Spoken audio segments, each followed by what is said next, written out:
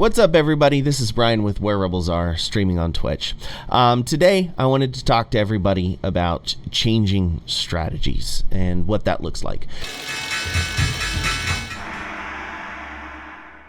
It is April 8th of 2021, and we're seeing volume today with just barely more than an hour of time left, and we're at 2.5 billion shares, well below the average daily volume on the New York Exchange of 4.6 billion shares. So that's a significant indicator for a couple of reasons. We've seen declining volume over the last couple of weeks, a few exceptional spikes in between, but generally a pretty downward trending slope in terms of market participation and activity. And I think this is the signal of change in current market environment. Throughout 2020, since the onset of the pandemic, it has been very retail focused, driven, very focused on news. Volatility was the rule of the day. The more volatility, the better. And that's generally taken advantage of and exacerbated by an increase in volume. So a higher volume means people can get in and out easier. And so it's been very attractive to retail traders for the last year of trading, basically. And now things are starting to measurably and very noticeably slow down. So how do you deal with change in the market, and what do you do to adjust or pivot your strategies? I want to give you just kind of a specific tip, mainly for the day traders and the swing traders out there. Understand that the news cycle is not going to have as big an impact as it's had for past months.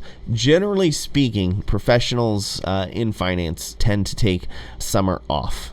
You really didn't see the summer slowdown last year for 2020 because the crash happened in March. So huge volatility and follow through after severe market correction in March carried with it a lot of additional momentum from newly introduced or reintegrated professional traders getting back into the market. I myself switched from a more passive approach to more active management in 2020. I will say that given the performance of the market over the last month, I'm probably going to be transitioning back to that more passive approach that I traditionally take. Not to say that I'm not going to keep coming back to talk to you guys and have videos, but understand that my personal trading is likely to adjust or reflect what's going on in the market. So how can you position yourself in the same way? Here's a few tips for you. Don't rely on the news trade anymore. Like I said, volume is consistently getting lower and lower, so the pops and the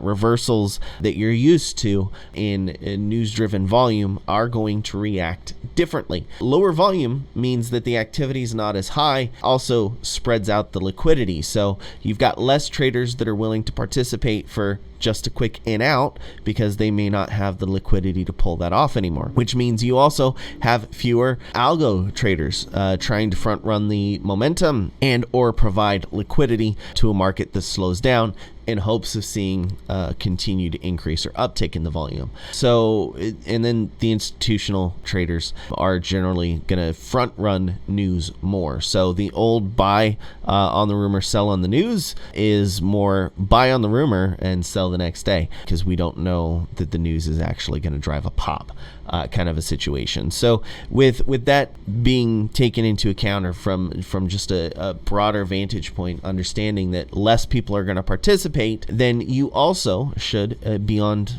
starting to discount news trades and setups, start looking instead or replace that with momentum.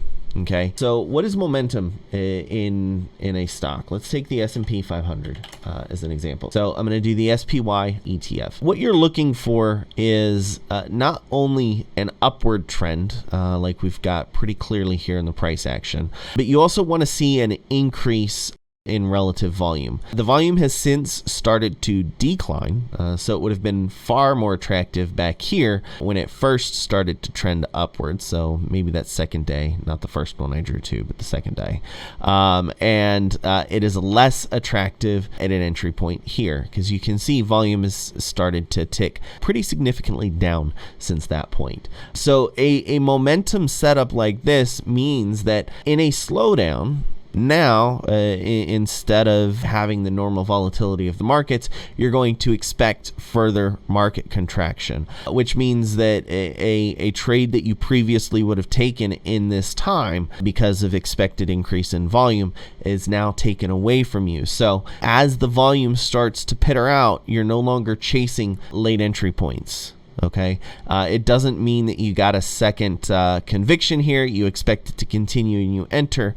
No, you skip that later entry in favor of the earlier reversal. So momentum trades and setups are pretty important to focus on during this time. And you see that I'm looking at data on a daily. You're going to have to expand your time horizons as well.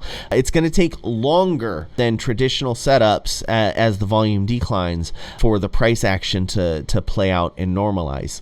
Based on news and overall supply and demand, market might find parity within minutes, 5, 15, 20 minutes to kind of digest and decide where the market wants to land in terms of price action. But that same setup that you were getting all through 2020, going forward in 2021 may now take, instead of 5 minutes, 10.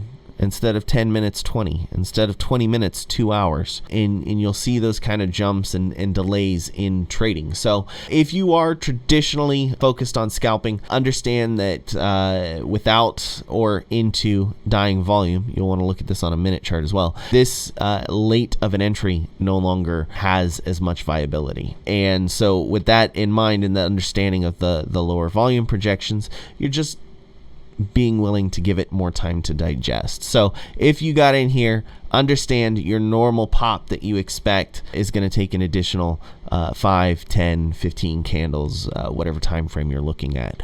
So it does expand the plays. It doesn't invalidate the patterns and the setups. It just means that they don't happen in the same cadence. So slow down your entries, speed up your sales, and that's the main adjustment for a change and shift.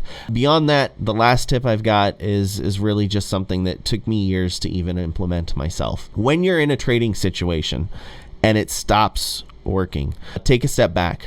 Okay, use this as an opportunity for time for self-reflection, because if you continue to grind out a bad strategy, and bad as in it's no longer applicable, not as in it never had any value, because it does.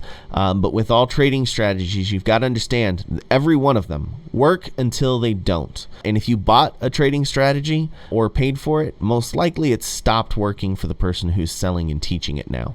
So that's not completely related, but it's something that comes up, so I'll mention it. Anyways, so now it's that self-reflection, that opportunity to step back and say, hey, I don't think that this is working anymore, right? I think it should still work. I want it to, but it is clearly not. I have gone through a time frame of, let's say, 3 months of perfect setup, perfect trades. It worked fantastically every time, and then not. So as soon as it's not working, and now you've got your losses are starting to outpace your gains, step back. Don't keep following or chasing a bad trade. All right, it wasn't bad when you started. It was a perfectly valid strategy that worked well for you for a little while, but now you have to adjust it, and you're asking yourself questions of, should I slow down? Should I speed up? Should I change? Should I pivot? And understanding that that's accessible to you. For more questions, commentaries, etc., come check us out on Twitch. We stream live 4 days a week, Monday, Tuesday, Thursday, and Friday. It's an open Q&A format and form, but hopefully these tips for adjusting your trading strategy are helpful to you. If you want to continue the conversation, because I know I didn't cover everything, come talk to us on Twitch. With that being said, socials below. Do all of the things you're supposed to do on YouTube. Like, follow, subscribe, share. Tell more people, hey, I found this dude talking about finance in an accessible way. And then, most importantly, come join us for our live conversations. With that, this is Brian with Where Rebels Are, signing off. I will see you on the next YouTube video.